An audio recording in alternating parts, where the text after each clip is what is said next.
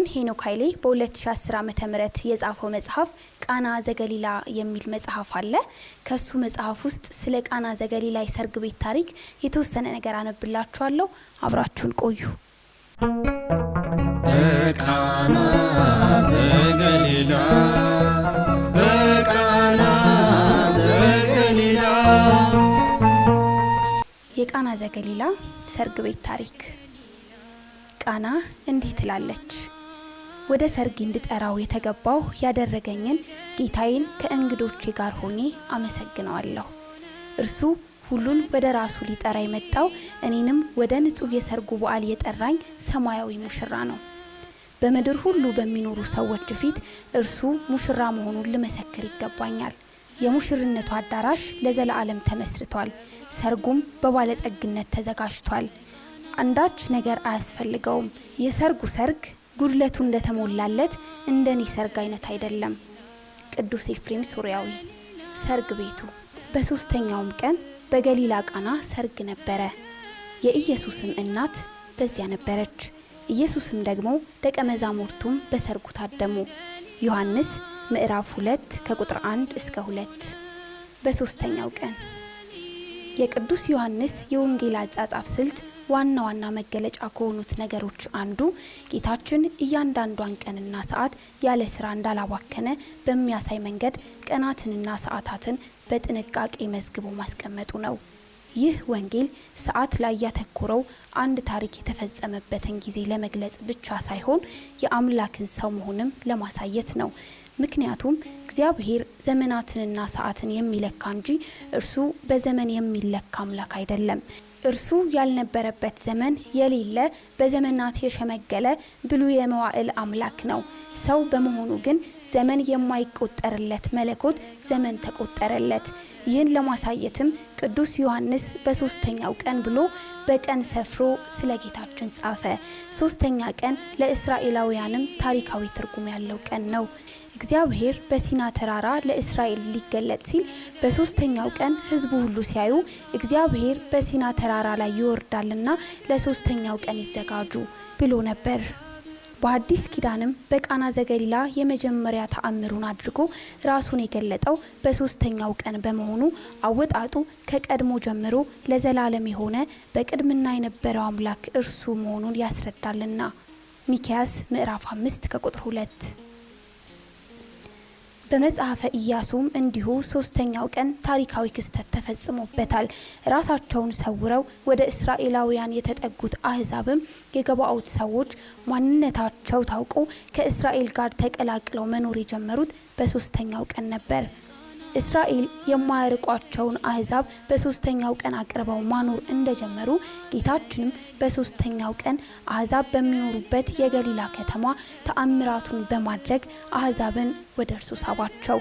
ቅዱስ ዮሐንስ በሶስተኛው ቀን በማለት የጻፈውን ዕለት የተለያዩ ሊቃውንት በሶስት አይነት አተረጓጎም ይቆጥሩታል። አንደኛው በዮሐንስ ወንጌል ምዕራፍ 1 ከቁጥር 44 ጌታችን ፊልጶስን አግኝቶ ተከተለኝ ካለበትና ፊልጶስም ጓደኛውን ናትናኤልን ከጠራበት ዕለት 3 ቀን በኋላ ተአምሩን አደረገ የሚል ነው። ሁለተኛው አቆጣጠር ደግሞ በነገው ደግሞ ዮሐንስ ከደቀ መዛሙርቱም ሁለቱ ቆሞ ነበር ቁጥር 35 ላይ ያለውን እሁድ በነገው ኢየሱስ ወደ ገሊላ ሊወጣ ወደደ።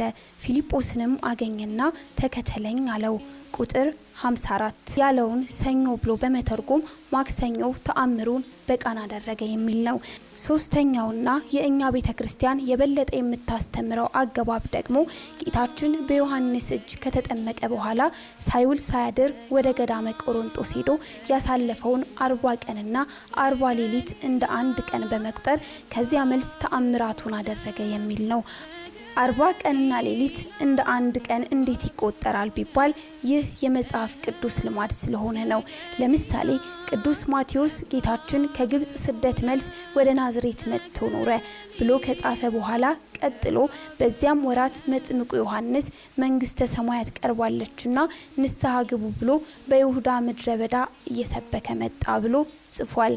ማቴዎስ ምዕራፍ 2 ከቁጥር 23፣ ምዕራፍ 3 ከቁጥር 1። በሁለቱ አረፍተ ነገሮች መካከል የ25 ዓመታት ልዩነት አለ። ብዙን እንደ አንድ መቁጠር የመጽሐፍት ልማድ ስለሆነ ግን በዚያ ወራት ብሎ ጻፈ። ይህ የትርጓሜ አገባብ የበለጠ ትርጉም የሚሰጥ ነው። ምክንያቱም ጌታችን ከመጾሙ በፊት በአደባባይ ተአምራት አደረገ የሚለው ሐሳብ ለመቀበል የሚከብድና ጌታችን የመጣው ለአርያ ከመሆኑ ጋር የሚሄድ አይደለም። ከማንኛውም መንፈሳዊ አገልግሎትና ተአምራት በፊት መጾምና መጸለይ እንደሚቀድም ያስተማረንም ከቃናው ተአምር በፊት በገዳመ ቆሮንጦስ በመቆየቱ ነው። በገሊላ ቃና ሰርግ ነበረ። የገሊላዋ ቃና የሚለው አነጋገር የሚያሳየው ሌላ ቃና በሚል ስም የሚጠራ ስፍራ እንዳለና ከዛ ለመለየት መሞከሩን ነው። ቃና በሚል ስም የታወቀው ሌላ ስፍራ የኤፍሬም ልጆች ርስት ያለበት አካባቢ ሲሆን በዛ ስፍራ ቃና የሚባል ወንዝ አለ። ወንጌላዊው ከዚህ ቃና ለመለየት በገሊላ ቃና ብሎ ጀመረ። በዘመነ ኢያሱ በተደረገው የእስራኤላውያን የርስት ድልድል የገሊላዋ ቃና ለአሴር ልጆች ነገድ ከተሰጡ ቦታዎች ውስጥ ትመደብ ነበር። ኢሳይያስ ምዕራፍ 19 ከቁጥር 20 ኢሳይያስ ምዕራፍ 19 ከቁጥር 28 የሕይወት እንጀራና እውነተኛ መብል የሆነው ጌታን ኢየሱስ ክርስቶስ ተአምር ስላደረገበት ስለዚህ ስፍራ ሕዝብ የአሴር እንጀራው ወፍራም ነው፣ ለነገስታቱም ደስ የሚያሰኝ መብልን ይሰጣል የሚል ትንቢት አስቀድሞ ተነግሮም ነበር። በአዲስ ኪዳን የገሊላዋ ቃና የሰርጉን ክስተት ጨምሮ የተጠቀሰችው ለሶስት ጊዜ ነው። አንደኛው በሰርግ ቤቱ ታሪክ ነው። ሁለተኛው ደግሞ በስፍራው የተወለደውን ሐዋርያ ከገሊላ ቃና የሆነ ናትናኤል ብሎ ሲያነሳው ነበር። ለመጨረሻ ጊዜ የተጠቀሰችው ደግሞ ኢየሱስም ውሃውን የወይን ጠጅ ወዳደረገባት ወደ ገሊላ ቃና ዳግመኛ መጣ ሲል ነው። ዮሐንስ ምዕራፍ 4 ከቁጥር 6 ባለንበት ዘመን ሰርግ የተደረገባት የገሊላዋ ቃና እኔ ነኝ የሚሉ ሁለት ስፍራዎች አሉ። አንደኛው ስፍራ ቤት በደቡባዊ ሊባኖስ የምትገኘው አይን ቃና የተባለች መንደር ስትሆን የሊባኖስ ክርስቲያኖች ይህች ስፍራ ጌታችን ተአምሩን የፈጸመባት ቃና እንደሆነች ያምናሉ። ሁለተኛውና የበለጠ ተቀባይነት ያገኘችው ቃና የተባለችው ስፍራ ደግሞ ከእስራኤል ናዝሬት በስተሰሜን 7 ኪሎ ሜትር ርቃ የምትገኘው ካፍር ቃና በመባል የምትታወቀው ስፍራ ናት። በአሁኑ ሰዓት በከፍተኛ ቁጥር የምትጎበኝ ሲሆን ሙሽሮች የጋብቻ ቃል ኪዳናቸውን የሚያድሱባትና የወይን ጠጅ የሚቀመስባት ስፍራ ሆናለች። የድሆችና የአህዛብ ሀገር ጌታችን ይህንን የመጀመሪያ ተአምሩን በኢየሩሳሌም ወይም በይሁዳ በቤተ መንግስት ወይም በታላላቅ ሰዎች ቤት ሊያደርገው ይችል ነበር። በቃሉ ከሰው ክብርን አልቀበልም ብሎ እንደተናገረው ጌታችን አፈር ትቢያ ከሆነው ሰው የሚገኘውን ክብር አልፈለገም። አባ ጊዮርጊስ ስለ ጌታችን ልደት በተናገረበት ስፍራ ከሄሮድስ ሴት ልጅ ቢወለድ ኖሮ አይሰግድም ነበር፣ እርሱ ግን ወላጆቿ የሞቱባትን የድሆች ልጅ ድንግል ማርያምን መረጠ ሲል እንደተናገረው ጌታችን የአንድ ባለጸጋ ልጅ ሲዳር ተገኝቶ ይህን ተአምሩን ቢያደርግ ኖሮ የበለጠ ተቀባይነትን ያገኝ ነበር። እንኳን ሰርገኞቹን ከሀዘን አድኖ ይቅርና በሰርግ ላይ ታድሞ ያጀበ ሰው እንኳን በባለጸጎች ዘንድ ውለታ ሆኖ ይወሳለታል። ሊቀ ካህናት ክርስቶስ ካህናቱን ሰብስቦ የታደመው በድሆች ሰርግ ላይ መሆኑ በራሱ በየዘመኑ ለሚነሱ ለካህናትና ለደቀ መዛሙርት ትልቅ ምሳሌና ትምህርት ነው። ይህን ተአምር በአይሁድ መካከል ተአምርን አጥብቀው በሚሹ መካከል ቢያደርገው ኖሮ ትልቅ ቦታና ማዕረግ ይሰጡት ነበር። የእነሱ ጠባይ መቼም የታወቀ ነው። ከቤተ ሳይዳ ከተማ አጠገብ 2 አሳና 5 እንጀራ በርክቶ ሲመግባቸው ደስ ብሏቸው ሊያነግሱት አስበዋል ነበር። በዚህም ምክንያት ኢየሱስ ያነግሱት ዘንድ ሊመጡና ሊነጥቁት እንዳላቸው አውቀው ደግሞ ወደ ተራራ ብቻውን ፈቀቅ አለ ተብሎ ተጽፏል። ዮሐንስ ምዕራፍ 16 ከቁጥር 15፣ ሉቃስ ምዕራፍ 9 ከቁጥር 10። ልብ አድርጉ። እንጀራና አሳ ብቻ ስለመገባቸው እናንግስህ ያሉት ሰዎች ልብን የሚያስደስተውን የወይን ጠጅ ቢሰጣቸው ኖሮ ደግሞ እና ምልክ ሳይሉ አይቀሩም። አካሄዳቸውን ለመተቸት እንጂ ቢያመልኩትስ መልካም ነበር። ጌታችን ግን ወደ ዓለም የመጣው በምግብ መጠጥ አይደለ፣ ተከታዮችን ለማፍራት ስላልነበረ ይህንን አላደረገም። ተአምራቱን ያደረገውም ያጡ የነጡ ድሆች በሚበዙበት ውለው አድረው ብድር ሊመልሱለት የማይችሉ ምስኪኖች ባሉበት በቃና መንደር ነው። ለድሆች የምስራችን እሰብክ ዘንድ ልኮኛል ተብሎ ስለርሱ እንደተነገረ ኢሳይያስ ምዕራፍ 81 ከቁጥር 1። ይህ ሲባል ደግሞ ጌታችን ባለጸጎችና ሹማምንት ባሉበት ጨርሶ ተአምር አያደርግም ማለት አይደለም። ጌታ ለድሆች ያለውን ፍቅር መናገር ትህትናውን ከማድነቅ ነው እንጂ ባለጠጎችን ይጠላል ማለት አይደለም። ለዚህም ማሳያ የሚሆነን በዚሁ ቃና ዘገሊላ የሚኖር የንጉስ ቤት ሹም ልጅ ፈውሶታል። ጌታችን በገሊላ ካደረጋቸው እጅግ ብዙ ተአምራት 3ቱ ብቻ በዮሐንስ ወንጌል ተመዝግበዋል። የመጀመሪያው የቃናው ሰርግ ቤት ተአምር ነው። ሁለተኛው የንጉስ ቤት ሹም ልጅ ከሞት ያስነሳበት ሲሆን ሶስተኛው ደግሞ እንጀራና አሳ በርክቶ የመገበበትና በባህር ውሃ ላይ የተራመደበት ተአምር ነው። ዮሐንስ ምዕራፍ 4 ከቁጥር 6። በቃና ዘገሊላ ተአምር ማድረጉ ትኩረት የሚስብበት ሌላ ጉዳይ አሕዛብ በብዛት የሚኖሩባት ከተማ በመሆኗ ነው። ነቢዩ ኢሳይያስም በትንቢቱ ነገር ግን ተጨንቃ ለነበረች ጨለማ አይሆንም፣ በመጀመሪያው ዘመን የዛብሎንንና የንፍታሌምን ምድር አቃለለ፣ በኋለኛው ዘመን ግን በዮርዳኖስ ማዶ በባህር መንገድ ያለውን የአሕዛብን ገሊላ ያከብራል ብሎ ተናግሯል። ኢሳይያስ ምዕራፍ 9 ከቁጥር 1። ይህ ትንቢቱ መፈጸሙንም ቅዱስ ማቴዎስ እንዲህ ሲል ጠቅሶ ጽፏል። በነቢዩም በኢሳይያስ የዛብሎን ምድርና የንፍታሌም ምድር የባህር መንገድ በዮርዳኖስ ማዶ የአሕዛብ ገሊላ በጨለማ የተቀመጠው ሕዝብ ታላቅ ብርሃን አየ። በሞት አገርና ጥላ ለተቀመጡትም ብርሃን ወጣላቸው። ማቴዎስ ምዕራፍ 9 ከቁጥር 14። በሁለቱም ስፍራ ገሊላ የተጠራችው የአሕዛብ ገሊላ ተብላ ነው። የዚህ ተአምር ተመልካቾች አብዛኞቹ አሕዛብ በመሆናቸው የላቀ ትርጉም አለው። በጥንቃቄ የሚሰማ ሰው ይህ ሰርግ የተካሄደው በኢየሩሳሌም አለመሆኑንና በይሁዳ ውጪ በሆነችው አሕዛብ በሚበዛባት ሀገር መሆኑን ያስተውል። ሰማያዊው ሙሽራ በአይሁድ ሸንጎ መናቁና በአሕዛብ ቤተክርስቲያን ግን በደስተኛ ልብ አቀባበል እንደተደረገለት በጣም ግልጽ ነው ብሏል ቅዱስ ቄርሎስ ዘእስክንድርያ። ቅዱስ ያሬድም በድጓው የማይታይ ታየ፣ በአሕዛብ ዘንድ ፍጹም ተአምራትን ሲያደርግ መታየቱ የታመነ ሆነ፣ ውሃውንም ወይን አደረገው ብሏል። የቃና ዘገሊላ ሙሽሮች እነማን ነበሩ? የቃና ዘገሊላ ሙሽሮች ስማቸው አልተጻፈም ወይም ደግሞ በመጽሐፍ ቅዱስ አጠራር በሌላ ቅጽልም በማዕረግ ስም አንድ ባለጸጋ፣ አንድ በሽተኛ፣ አንድ የአይሁድ ሰው፣ አንድ የጦር አለቃ በሚለው መንገድ አልተጠሩም። ይህም ብቻ ሳይሆን በሙሉ ታሪክ ውስጥ የሙሽራውና ሙሽሪቱን ማንነት የሚመለከት ምንም ነገር አልተጻፈም። አንድ አንቀጽ ላይ ብቻ አሳዳሪው ሙሽራውን ጠርቶ ሰው ሁሉ አስቀድሞ መልካሙን የወይን ጠጅ ያቀርባል፣ ከሰከሩም በኋላ መናኛውን አንተስ መልካሙን የወይን ጠጅ እስካሁን አቆይታል አለው የሚል አረፍተ ነገር እናገኛለን። ሙሽራውን ማን ብሎ እንደጠራውም ሆነ ከነገረው በኋላ ምን ብሎ እንደመለሰለት አልተጻፈም። በእርግጥም በማያውቀው የወይን ጠጅ ምነው አቆየው ተብሎ የተደነቀው ይህ ሙሽራ ምን ብሎ መልሶ ይሆን? ግራ ተጋብቶ ይሆን? ምስጋና ከሆነ ምን ቸገረኝ ብሎ ባልጠመቀው ወይን መወደሱ ደስ ብሎት ተቀብሎት ይሆን? ይህ ሁሉ ግን አልተጻፈም። አንዳንድ ጸሐፍት የቃናው ሙሽራ ማንነት ላይ የተለያዩ ከመላምንትና እስከ አደገኛ ክህደትን የሚያደርሱ ሀሳቦችን ጽፈዋል። የእኛ ቤተክርስቲያን ሊቃውንት ግን የሙሽራው አባት ከገሊላ ቃና የሆነች የናትናኤል ዘመድ እንደሆነና ስሙ ባቲለስ እንደሚባል የሙሽራውም ስም ደግሞ ዶኪማስ እንደሚባል ጽፈዋል። ትርጓሜ ወንጌል ተአምረ ኢየሱስ። ቅዱስ ኤፍሬም ሶርያዊ ደግሞ የቃና ተጋባዥ እንግዶች ከሙሽራው ይልቅ ትኩረታቸውን ምን እንደሳበው እንዲህ ሲል ይናገራል።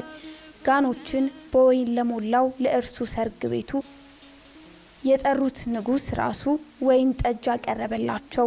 በዚያ በእንግድነት የተገኘ ሰው እንዴት ይደሰት ይሆን? አይኑን የሙሽራዋን ውበት ከመመልከት ላይ አንስቶ ወደ አንተ ይመለከታል።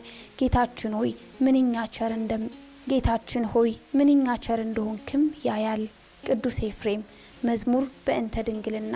ስማቸውን ባናውቀውም የቃና ዘገሊላ ሙሽሮችን እስቲ እናድንቃቸው። ኢየሱስ እናት በዚያ ነበረች። አንድ ታሪክ ሲጀመር እንዲህ በሚባል ቦታ እገሌ ነበረ ብሎ ከጀመረ የታሪኩ ዋነኛ ገጸ ባህሪ እገሌ መሆኑን ለማወቅ የስነ ጽሑፍ ባለሙያ መሆን አይጠይቅም።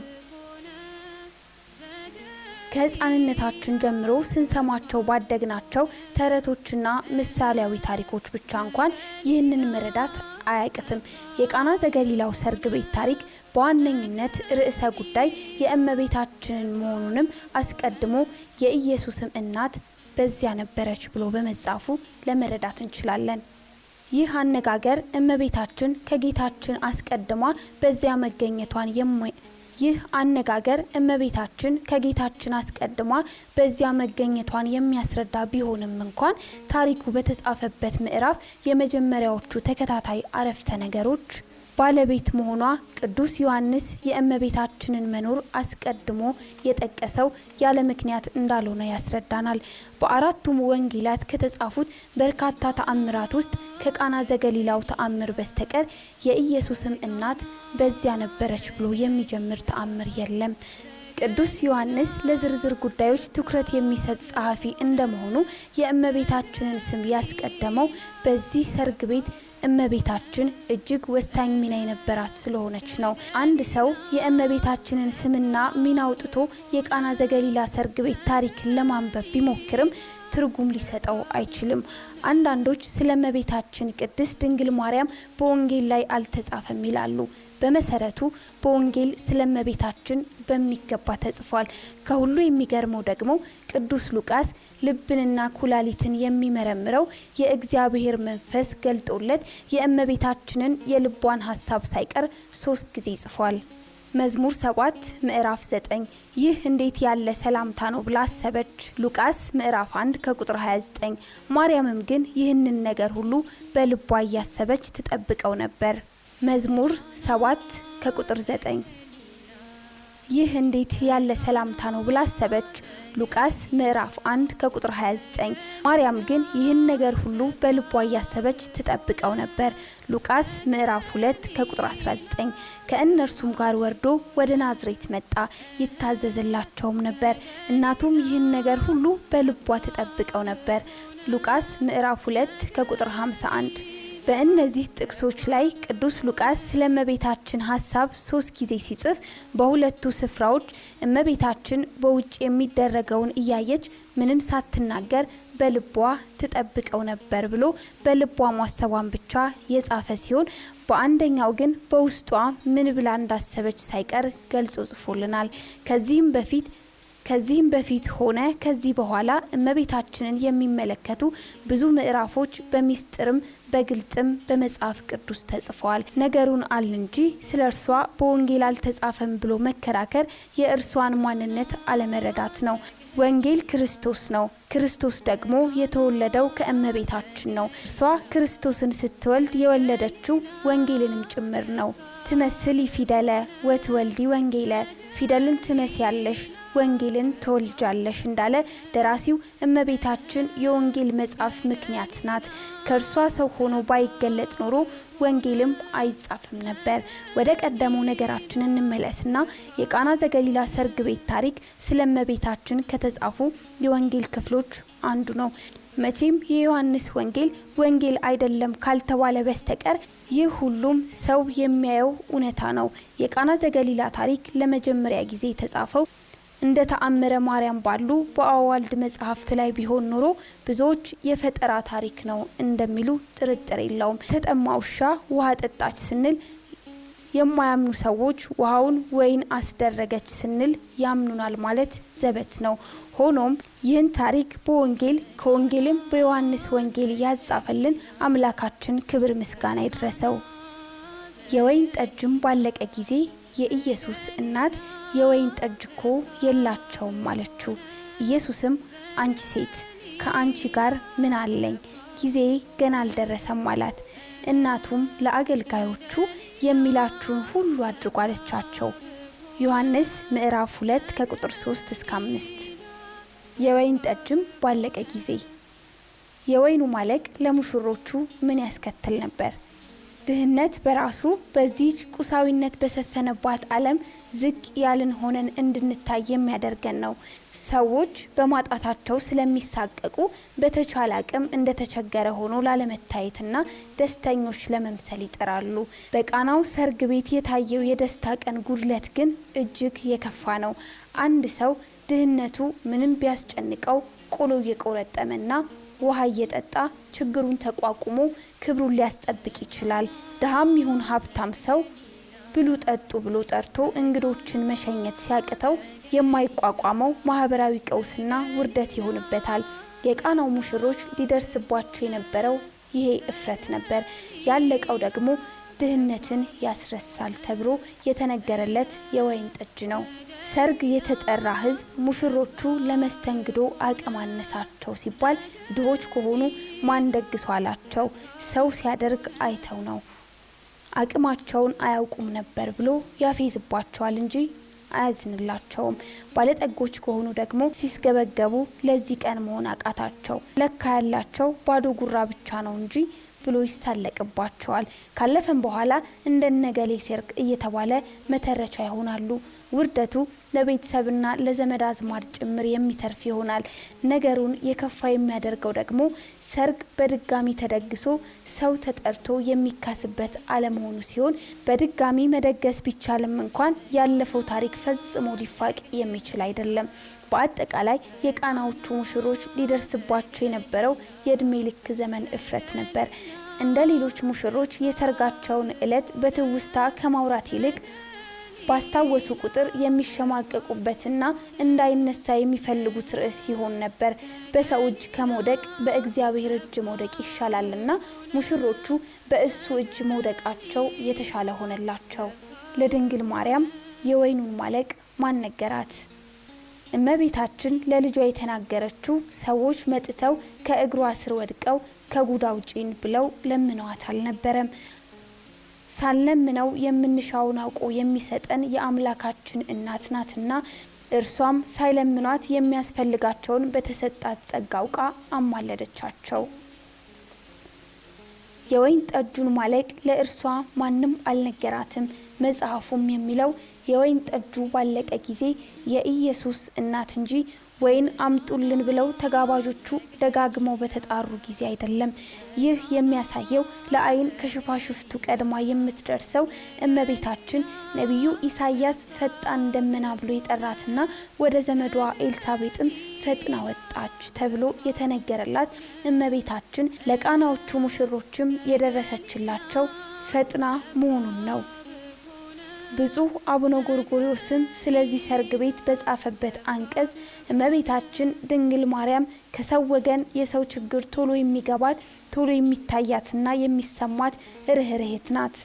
የልጆቹ ችግር ገብቷታል፣ ለልጇ ነገረችው ብለዋል።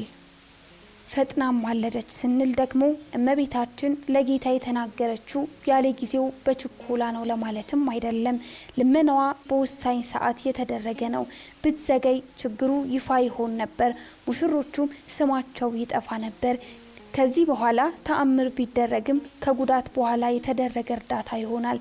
ስለዚህ ወይን ጠጁ እንዳለቀ ያማለደችው ማንም ሰው ሳይሰማ በሰርጋቸው ላይ ገመናቸው ሳይወጣ ነበር። ተአምረ ኢየሱስም ከእመቤታችን ከደቀ መዛሙርቱ ከጠጅ አሳላፊዎች በስተቀር ሕዝቡ ሁሉ ፈጽሞ አያውቅም ነበር ይላል። ቅዱስ ዮሐንስ አፈወርቅም ስለተደረገው ነገር ትኩረት ሰጥተው የተረዱት አገልጋዮቹ አሳዳሪውና ሙሽራው ነበሩ ብሏል። አሳዳሪውም ስለ ወይኑ ያደነቀው ሙሽራውን ለብቻው ጠርቶ እንጂ ሰው ሁሉ ፊት አለመሆኑን ከዚያ ጥቅስ ልብ እንላለን። እዚህ ላይ ውሃው ወይን ተደርጎ የመሰጠቱ ዜና በእለቱ ቢደበቅም ቆይቶ ሰው ጆሮ ሲደርስ ገመናቸው መውጣቱ መቼ ቀረ ሊባል ይችላል። ነገር ግን የተፈታን ችግር ያን ያህል ትኩረት ሰጥቶ የሚያወራበት የለም። የውሃው ወይን መሆን ዜና የወይኑን ማለቅ ሐሜት የሚሸፍን ዜና ስለሆነ ሙሽሮቹ ነፃ ይወጣሉ። በእኛ ዘመን እንኳን በሰርግ ላይ አንድ ወሳኝ ነገር ድንገት ቢጎርልና ቢሞላ ካለፈ በኋላ አንድ ሰው መጥቶ እንዳትደነግጡ ብዬ እንጂ እንዲህ አይነት ጎዶሎ ነበር እኮ ነገር ግን እንደምንም ብለን በሚስጥር ሞላ ነው ብሎ ቢነግረን እንኳንም በሰላም አለፈ ብለን ከማመስገንና ከማድነቅ አልፈን እንዲህ ያለ ነገር ጎድሎ ነበር ብለን እንደ አዲስ ገመና እንዳይወጣ የሚል ስጋት አይኖርብንም። እመቤታችን ያደረገችው ይህንኑ ነው። ወደ ጌታችን ወደ መድኃኒታችን ወደ ኢየሱስ ክርስቶስ ጠጋ ብላ የወይን ጠጅ እኮ የላቸውም ብላ ለልጇ አሳስባለች። የተወደዳችሁ የተከበራችሁ በአገር ውስጥም በውጭም የምትገኙ የቃና ዘገሊላ ሚዲያ ቤተሰቦቻችን በቅድሚያ ለጌታችን ለመድኃኒታችን ለኢየሱስ ክርስቶስ ለብርሃነ ጥምቀቱ እንኳን በሰላም አደረሳችሁ አደረሰን ለማለት እወዳለሁኝ። በ2010 ዓመተ ምህረት በዲያቆን ሄኖክ ኃይሌ የተጻፈው ቃና ዘገሊላ ከተሰኘው መጽሐፍ ላይ የተወሰኑ ስለ ቃና ዘገሊላ የሚያስረዱ ታሪኮችን የተነሱ ሐሳቦችን የተወሰነ አንብቤላችኋለሁ። አብራችሁን ስለቆያችሁ ከልብ አመሰግናለሁ። በድጋሚ መልካም በዓል ቸር ቆዩልን።